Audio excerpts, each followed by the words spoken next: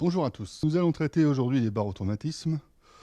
Ce sont des accidents que vous risquez de rencontrer chez les plongeurs que vous allez emmener, puisque le plus souvent ils apparaissent dans des espaces proches de la surface. Donc en général plutôt chez des débutants. Je vous propose comme plan de voir ce qui concerne donc. Ce sont des barotraumatismes qui concernent les cavités gazeuses de l'organisme. Donc nous allons voir d'une part les barotraumatismes des oreilles. J'en profiterai pour vous parler rapidement d'autres accidents qu'on peut voir au niveau des oreilles. Nous allons voir les barotraumatismes ensuite des sinus, le plaquage de masque, que vous connaissez déjà, tout ça. Les accidents qui peuvent concerner l'appareil digestif, bien qu'ils soient exceptionnels, je vous en dirai quand même deux petits mots. Et puis dans un deuxième temps, nous traiterons de la surpression pulmonaire. Alors ce sont des accidents qui sont liés aux variations de volume des gaz. Ils peuvent se produire donc aussi bien à la descente qu'à la remontée. En effet, comme vous le savez, toute augmentation de pression entraîne une diminution de volume des gaz qui sont enfermés dans un volume, et inversement, une diminution de pression entraîne une augmentation de ces volumes. Les variations sont les plus importantes dans la zone de 0 à 10 mètres. Donc on a le plus grand risque de survenue d'accidents dans cette zone-là. Alors au niveau des oreilles, les barotraumatismes, en fait, ce sont des accidents fréquents. Ils peuvent se produire aussi bien à la descente qu'à la remontée. Ils concernent l'oreille moyenne et l'oreille interne. Alors soit les deux ensemble, soit séparément. On va y revenir. Le barotraumatisme de l'oreille moyenne, donc à la descente, ce qui se passe, c'est qu'il y a une augmentation de la pression ambiante. L'oreille moyenne se trouve ainsi en dépression, ce que j'ai représenté ici. Le tympan, qui est représenté là sous cette forme ici rayée, va se déformer vers la caisse du tympan. Au maximum, on a pu observer une perforation tympanique. À l'inverse, à la remontée, il y a une diminution de la pression ambiante, de la pression absolue. Le tympan, donc, cette pression est transmise à la caisse du tympan. Et le volume ici va donc augmenter. Ainsi, le tympan va se déformer, lui, vers le conduit auditif externe.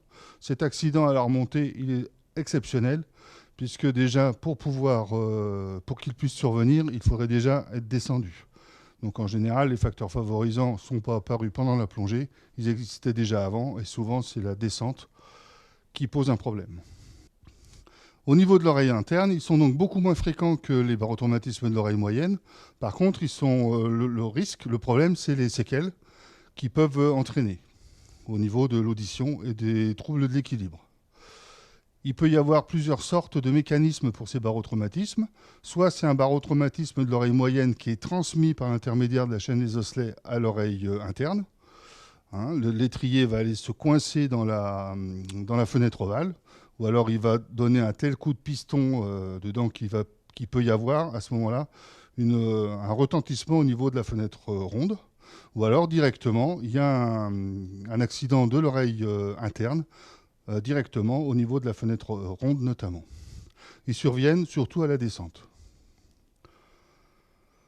Donc le danger principal de ces accidents, c'est qu'on passe à côté, parce qu'on les néglige, parce que la victime elle-même ne va pas en parler. Elle va surtout parler d'ailleurs quand cet accident est mixte, qu'il y a un accident de l'oreille moyenne et un accident de l'oreille interne. On risque de s'intéresser surtout à l'oreille moyenne et donc de passer à côté de l'accident de l'oreille interne.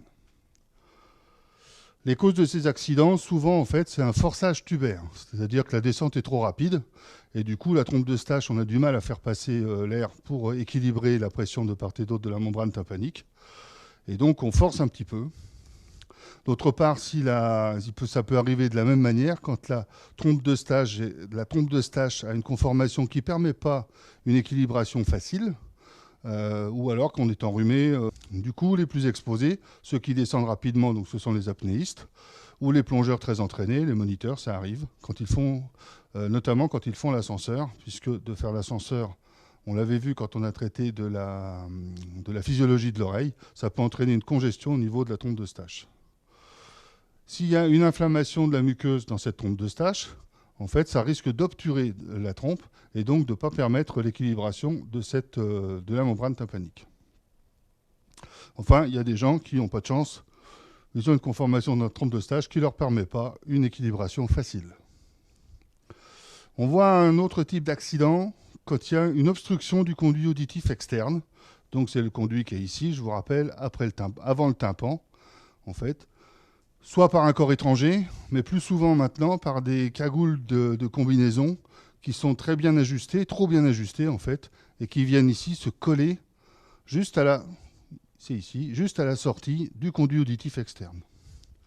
Du coup, les variations de pression qui règnent dans la caisse du tympan vont pas être transmises à cette partie ici, et on va plus très bien savoir, quand on va équilibrer, comme il est difficile d'équilibrer une seule oreille à la fois, on risque d'ici de vouloir équilibrer une oreille, enfin un tympan en fait, à l'inverse de ce qu'il mériterait d'être. Le remède, c'est assez facile, il faut mettre un petit peu d'air avant de partir, un petit peu d'eau dans la cagoule, de façon à ce que ça n'arrive pas. Alors la prévention de ces barotraumatismes, ça vient forcément de leur cause. En fait, c'est ce qu'il faut éviter. Donc quand on est enrhumé, la règle c'est de ne pas plonger. Donc vous devez faire attention à ça dans les gens que vous allez emmener. Ils risquent de ne pas vouloir vous le dire pour ne pas rater une plongée. Il faut bien apprendre les manœuvres d'équilibration et donc les pratiquer correctement. On reviendra sur les différentes manœuvres qui existent. Ne pas forcer lors de ces manœuvres.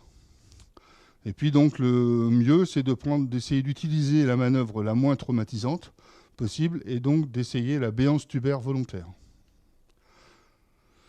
Alors, parmi ces manœuvres, la plus fréquente, celle qui est la plus facile à apprendre, celle qu'on apprend à tout le monde, c'est la manœuvre dite de Valsalva, donc qui consiste à expirer par le nez, comme quand on se mouche, en le bouchant et en gardant la bouche fermée. Cette technique est très facile, tout le monde normalement chez les adultes sait se moucher, et donc on peut facilement l'apprendre aux débutants. Par contre, comme elle est facile à faire, mais elle n'est pas toujours facile à gérer dans sa puissance, dans son intensité, et elle peut être dangereuse, surtout quand elle est mal pratiquée.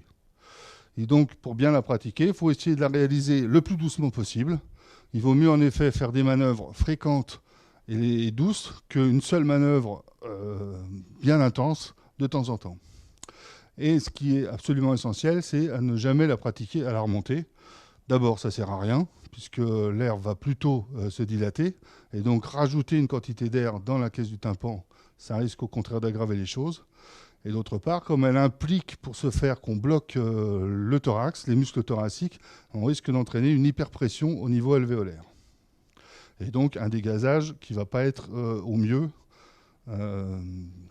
surtout qu'il s'agit de la remontée de la plongée. Alors, il y a d'autres manœuvres qui sont un petit peu moins traumatisantes, mais qui ne sont pas toujours faciles ou pas toujours efficaces. La déglutition, ça consiste juste à avaler sa salive. C'est la voie par laquelle les trompes d'Eustache s'ouvrent naturellement en surface. Ça permet d'une part d'aérer la caisse du tympan, comme ça régulièrement, et puis d'avaler sa salive, sinon on en aurait plein la bouche. Elle peut être utilisée quand il y a donc de petites variations de pression, sinon elle va rapidement être dépassée du fait de la vitesse d'augmentation de pression. Donc il y en a une autre qui est un petit peu intermédiaire entre le Valsalva et la déglutition, c'est la manœuvre de Frenzel, qui consiste à se boucher le nez en essayant de maintenir la glotte fermée et on émet un petit quai avec la base de la langue. Ça fait une petite pression dans le pharynx. Et donc ça provoque comme la langue va se soulever en faisant le petit quai, ça augmente la pression et ça fait un mini Valsalva. La béance tubaire volontaire, donc c'est la plus saine en fait, la plus pas physiologique, mais c'est celle qui entraîne le moins d'hyperpression brutale, puisqu'elle consiste à ouvrir les muscles de la trompe d'Eustache, les muscles qui sont dans le pharynx, au niveau du pharynx, de l'abouchement du pharynx de la trompe d'Eustache, et qui sont normalement pas utilisés volontairement. Donc il faut réussir à prendre conscience de l'existence de ces muscles. Et pour ça, il faut essayer de se rendre compte de ce qui se passe quand on bâille, par exemple, bouche fermée. Ça nécessite un petit entraînement. On trouve d'ailleurs sur Internet des séances d'entraînement qu'il vaut mieux réaliser le matin à jeun. Ça évite ça peut donner la nausée surtout. Voilà. Et donc, il faut déjà réussir à la faire hors de l'eau quand les variations de pression sont minimes, et puis après seulement l'appliquer en plongée. Si on arrive à le faire, c'est une manœuvre qu'il faut faire tout le temps de la plongée, tout le temps de la descente en fait, dès le début et jusqu'à la fin de la descente. Si on a raté un petit passage, on risque d'être amené à plus pouvoir la réaliser, et donc on revient sur le Valsalva. Alors les barotraumatismes de l'oreille, les signes, c'est facile, au niveau de l'oreille moyenne, ça fait mal. Voilà, le tympan est abîmé, ça fait mal, et puis on a l'impression que l'oreille est bouchée, qu'on a du liquide dans l'oreille. S'il y a en association ou isolément une atteinte de l'oreille interne, on peut avoir des troubles qui sont liés à cette fonction, donc des vertiges, les troubles de l'équilibre, mais on peut aussi avoir une baisse de l'audition, on peut entendre des sifflements, des bourdonnements d'oreilles, et puis on peut avoir des nausées, des vomissements. La conduite à tenir, c'est facile. À la descente, on arrête la plongée et on remonte. Par contre, si ça survient à la remontée, il va quand même bien falloir sortir de l'eau. Donc on va essayer de remonter le plus lentement possible en essayant, peut-être en tournant la tête d'un côté puis de l'autre, de faire passer ces trompes de Eustache, en fait ces tympans. On peut essayer de déglutir pendant la remontée, c'est bien la seule manœuvre d'équilibration qu'on peut réaliser. Si on arrive à remonter, de toute façon il va falloir sortir. Il va falloir tenir compte du ralentissement de la remontée au cours des paliers pour justement augmenter la durée des paliers, puisque ça risque d'être le cas. Il peut y avoir des accidents associés, donc il faut penser à les traiter. Et de toute façon, il faut consulter un médecin, soit pour traiter la cause, soit pour traiter la conséquence du barotraumatisme, et d'autant plus qu'il y a des signes d'atteinte de l'oreille interne. Un autre accident, on va dire plutôt incident lié à des différences de pression d'une oreille à l'autre, c'est le vertige alternobarique. Par définition, il est transitoire, il doit donc régresser spontanément. Il survient en général à la remontée. C'est très très désagréable pour ce qu'on m'en a dit, puisqu'on perd la notion de verticalité, on ne sait plus très bien où on se trouve dans l'espace. Il n'y a que éventuellement la direction des bulles qui peut nous indiquer où se trouve le haut et le bas. Ça dure de quelques secondes, ça peut durer jusqu'à plusieurs minutes. Parfois, ça persiste après la sortie, mais c'est exceptionnel. Et puis, de toute façon, ça ne doit pas durer plus de 10 minutes après la sortie. Si c'est le cas, c'est qu'il s'agit d'autre chose. Ça arrive de temps en temps à la descente, quand on a fait un Valsalva un petit peu déséquilibré, on va dire plus d'un côté que de l'autre. Et dans ces cas-là, plus souvent à faible profondeur. Le risque, en fait, de cet incident, c'est que les gens paniquent et qu'ils aient tendance à remonter un peu rapidement sans penser à tout. Et donc, c'est la surpression pulmonaire et la noyade. À côté de ces atteintes barotraumatiques de l'oreille, on voit des atteintes de l'oreille externe. Donc, il s'agit en fait d'otite de l'oreille externe qui donnent des douleurs, otalgie ça veut dire douleurs, des douleurs très intenses qui peuvent, qui en fait, quand elles surviennent le soir, qui peuvent entraîner assez facilement une insomnie. Le signe pathognomonique, ça veut dire le signe qui fait le diagnostic, dont on est sûr que ça ne peut pas être autre chose, c'est qu'on déclenche une douleur très vive quand on appuie sur la petite partie qui est juste devant le conduit auditif externe, devant le pavillon, qu'on appelle le tragus, ou alors quand on tire en arrière sur l'oreille, en arrière et en haut, sur le pavillon de l'oreille. Donc ça déclenche la douleur et c'est spécifique à ce type de pathologie. Le problème souvent de ces pathologies-là, c'est que ça récidive en fait chaque fois qu'on se remet à l'eau. C'est facile à traiter, mais ça refait mal à chaque fois. C'est d'autant plus facile à récidiver qu'on plonge plutôt en eau chaude, donc dans laquelle les microbes se plaisent le plus, et donc ils se développent le mieux. D'où l'intérêt de ce que j'ai écrit, donc, de rincer à l'eau douce en sortie de plongée, d'éviter tout ce qui est irritation mécanique à l'aide de coton-tige notamment, ou d'autres trucs, on voit un tas de choses. Des gens qui s'enfoncent dans les oreilles, des pointes en métal, enfin bon, voilà, tout ça on évite. Un autre incident qui a un effet en fait surtout au long cours, pour les gens qui plongent souvent la tête dans l'eau froide, donc on voit ça chez les nageurs, chez les planchistes et chez les plongeurs, c'est en fait l'os qui est du conduit auditif externe qui grossit en fait, qui fabrique, on dit de façon lamellaire, quoi, il fait des lames un petit peu comme une pelure d'oignon, de l'os, et ça finit par rétrécir le conduit auditif externe, à tel point que de temps en temps on est obligé d'opérer ces gens-là. Voilà pour les barotraumatismes des oreilles. Donc au niveau des sinus, ce sont des cavités qui sont remplies d'air, qui sont au niveau de la face. On peut aussi voir ce genre d'accident.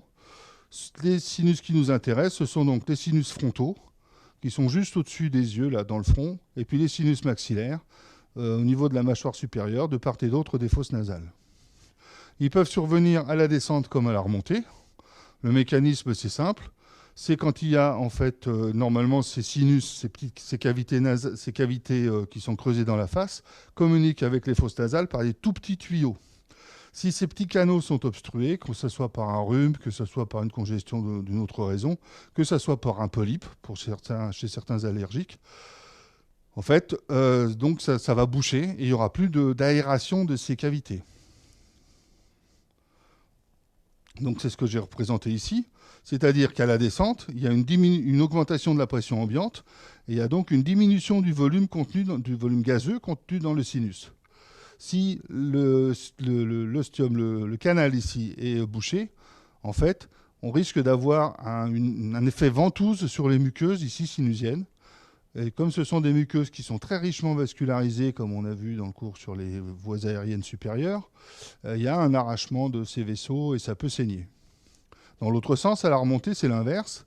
Il y a une diminution de la pression ambiante. Il faut admettre à ce moment-là que le sinus est aéré pendant la plongée, donc l'air qui est dedans est à la pression ambiante.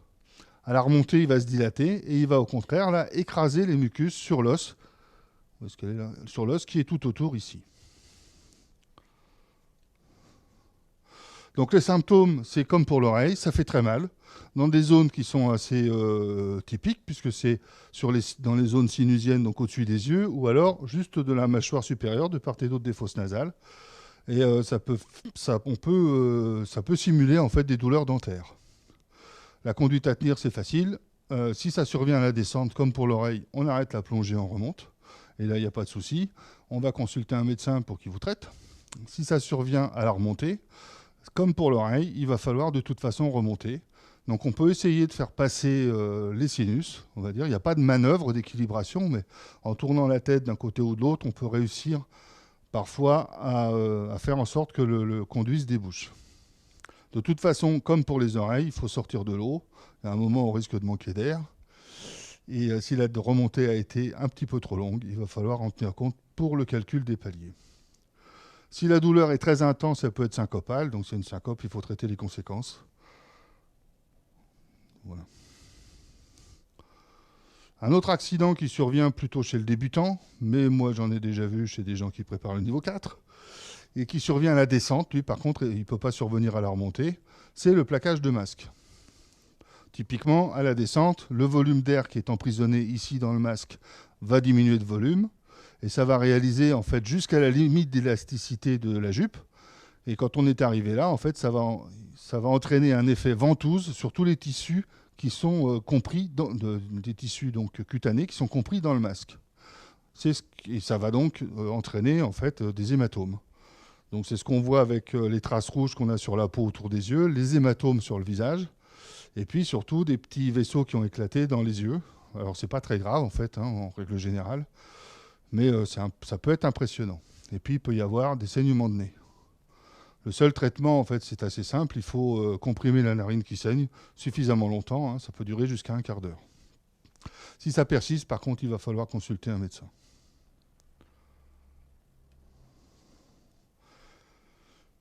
Les dents, c'est le même problème. Ça peut survenir que sur des dents soit cariées, soit déjà soignées, puisqu'il faut qu'il y ait une cavité. Donc s'il y a une cavité, de la même manière que pour les sinus, à la descente, l'augmentation de pression déjà en elle-même pourrait occasionner des douleurs à l'intérieur de la dent. Mais d'autre part, l'augmentation de pression qui est tout autour ici, par différentiel avec l'air qui a déjà été emprisonné dans la cavité carieuse ici, ça va provoquer en fait une aspiration de tous ces éléments vers la cavité. Et ça entraîne des douleurs, les deux trucs. À la remontée, c'est le contraire. Il y a une baisse de la pression ambiante. L'air ici, normalement, a du mal à s'échapper. Si l'orifice carieux ici est très grand, il ne se passe rien à la remontée. Il n'y a aucune douleur puisque l'air passe dans les deux sens, tout s'équilibre très facilement. C'est quand l'équilibrage est compliqué qu'il peut y avoir des signes. Donc les signes, c'est la douleur d'une part. Ensuite, le matériel peut être même expulsé, le matériel de réparation des dents. Et puis enfin, on peut voir des bactéries qui sont dans ces cavités, qui sont expulsées soit vers la circulation, qui est en dessous de la dent, là, ici à l'intérieur, voilà, soit des bactéries expulsées vers l'extérieur.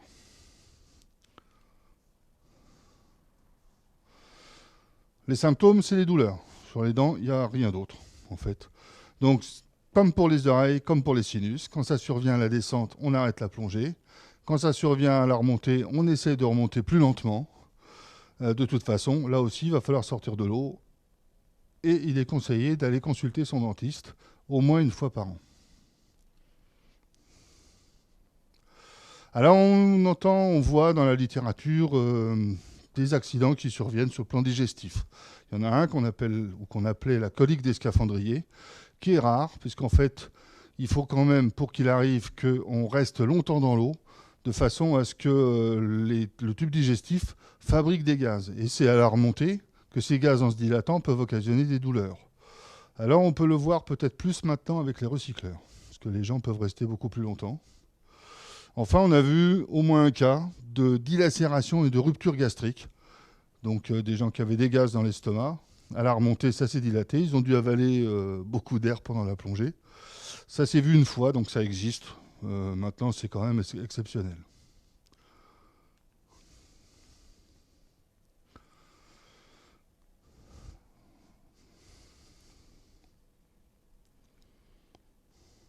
Voilà, ces accidents, donc, ils ne sont pas très, très graves, mais on ne peut pas considérer que les accidents de l'oreille sont des accidents bénins. Dans tous les cas, il va falloir les montrer à un ORL ou à un médecin. Et il faut les prendre en charge de manière immédiate.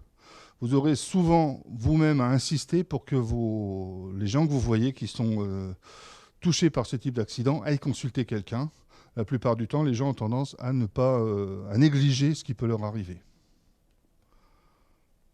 Je vous remercie.